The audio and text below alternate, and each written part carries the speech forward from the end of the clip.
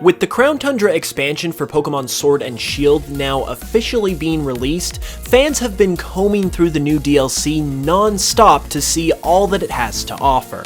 To basically everyone's delight, there are actually a lot of secrets in this expansion that can only be encountered and uncovered in very specific ways, which is really a lot of fun, but it also leaves a lot of things inevitably unanswered that haven't been discovered yet, and that is the subject of today's video.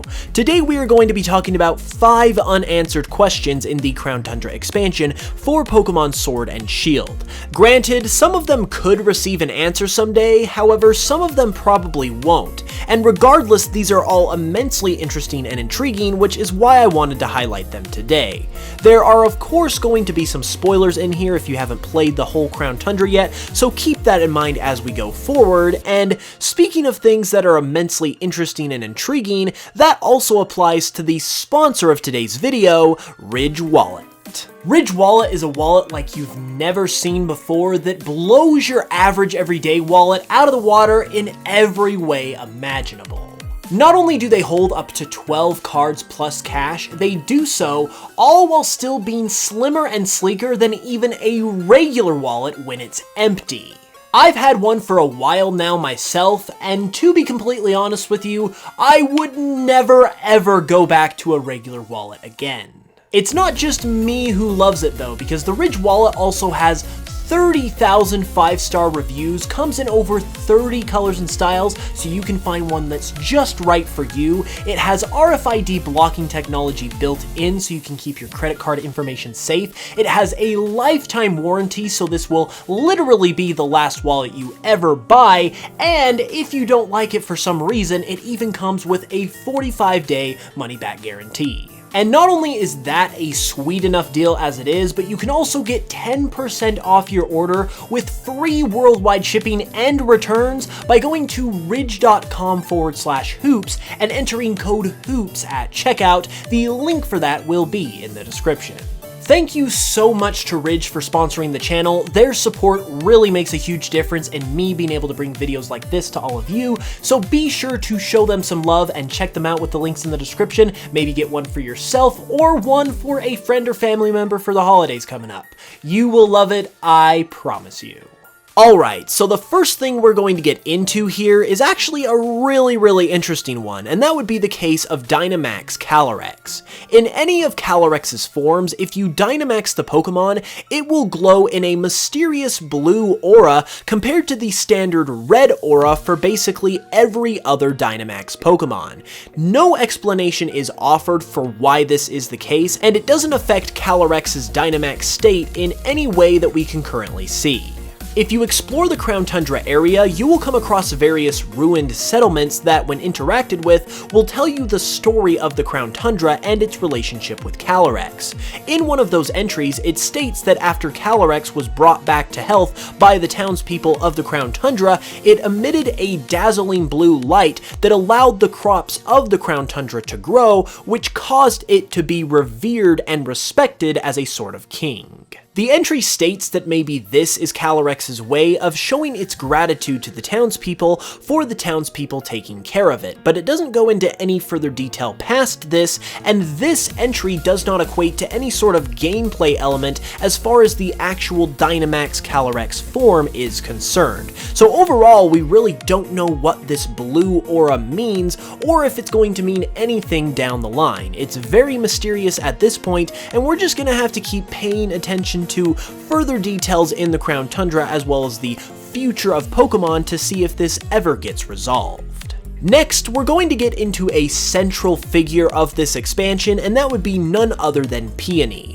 Peony is the one that sends you on your various expeditions to track down the various legendary Pokemon of the Crown Tundra, but behind the scenes there are several details that are specified about Peony that paint a very interesting picture for his character, and one that does not have all the answers to this point. The first of these details that we're going to discuss concerns Peony's Rare League card. Upon receiving the Rare League card from Peony towards the end of the main story of the Crown Tundra, you will see that it is adorned with a picture of him, his daughter Peonia when she was younger, and a woman in the background that can only be assumed to be Peony's wife. It's very, very interesting that his wife would be included in this image, however, nothing is specified about her in any way. Not on this league card, not on his standard league card, and not in any dialogue or any kind of other detail in this expansion. She truly is an unknown character.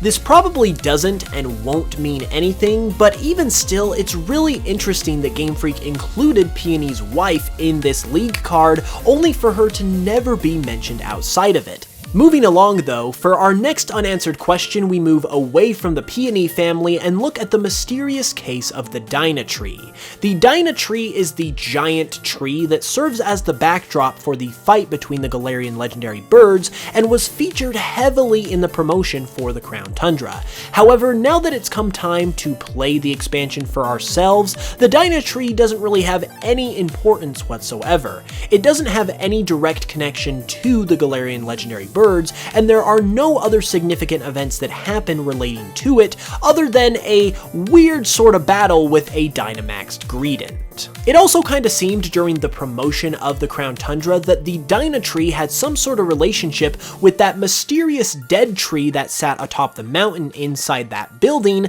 but once again, that is not the case now that we've got the chance to get our hands on the expansion for ourselves, and ultimately, those two trees have nothing to do with each other as far as we know. So the ultimate question we have here is, what exactly is going on with these two trees, and why were they seemingly so important during the promotion of the Crown Tundra, only for them to not be important at all upon actually playing it? Well, as I previously mentioned, this is probably going to be one of those unanswered questions that never receives an answer, because we've already seen how both of these trees don't have really any significance whatsoever in the story of the Crown Tundra, and it's unlikely that any developments past this will be specified. My best guess as to why these two trees seem so important despite not being so is maybe because somewhere along the line they were a key part of the story of the Crown Tundra during its development before eventually that storyline being scrapped and Game Freak going in a different direction. However, these two trees were kept as landmarks because they make the landscape of the Crown Tundra seem pretty interesting anyway. Whether or not that is true though, and whether or not these two trees have any kind of significance that we will actually learn about, will probably never be known. And another unanswered question that relates to that previous one that may actually even be evidence of there being a different story for the Crown Tundra is the actual story of the Crown Tundra itself that you can learn about while playing the game. As I previously mentioned, throughout the Crown Tundra you can come across various ruined settlements that when interacted with will tell you the story of the Crown Tundra and its relationship to Calorix. On the surface, the story tells how at one point, Calorix was wounded and was brought into the care of the townspeople of the Crown Tundra, who nursed it back to health. In its gratitude, Calorix then blessed the land with fruitful harvests, which is how Calorix became to be revered as a king by the people. However, there are some very interesting details to this story that seem really out of place and don't really have a reason for being there or an answer as to why they are. First off, the various entries of this story are dated with random dates throughout the year, which seems really weird on its own that they would be given dates in the first place, and on top of that, they are not in chronological order from the beginning of the year to the end of the year. According to the dates, the story actually begins in May and ends in April, with other entries being dated in January, August, and November. So what do these dates mean exactly? Do they have any extra special significance, and why are they so specific in the first place? In addition to that, the story also refers to the giant dead tree that I mentioned earlier as the Sacred Sapling, as apparently according to the story, the townspeople of the Crown Tundra built the shrine around the tree in order to honor Calorix. However, this is the only time that that tree is referred to specifically, and it is never referred to or talked about again. The very interesting thing here is that it states in the story that the shrine for Calorix was built around the Sacred Sapling, as if this sapling was already sacred prior to it being associated with Calorix. So what makes this tree so sacred if that is indeed the case? This is what I meant by this being possible evidence that something more was going on with these two trees in a possible alternate storyline that was scrapped during the development of the Crown Tundra. We will likely never know the true answer to this one way or another, which is a big shame because it definitely seems like more is going on here than meets the eye. So according to various data mines that have occurred for the Crown Tundra, Victini is included as a part of this expansion, and not only is it is included as a static encounter, which means somewhere within the Crown Tundra we would actually get the chance to battle it and catch it ourselves within the overworld and not within a max raid den like a lot of the other legendaries. However, despite the Crown Tundra being out for several days at the time of this recording, Victini has still not yet to be found. It is theorized that it could possibly be related to some sort of achievement with the Galarian Star Tournament, given that Victini is the victory Pokemon, but to this point nothing is known, and it's not even known for sure whether or not this battle with Victini can even be triggered. Given that Victini is programmed into the game though, and it is programmed specifically with a static encounter, it's probably only a matter of time before we figure out how to obtain this Pokemon. But the fact that it is still a mystery after several days is certainly very intriguing.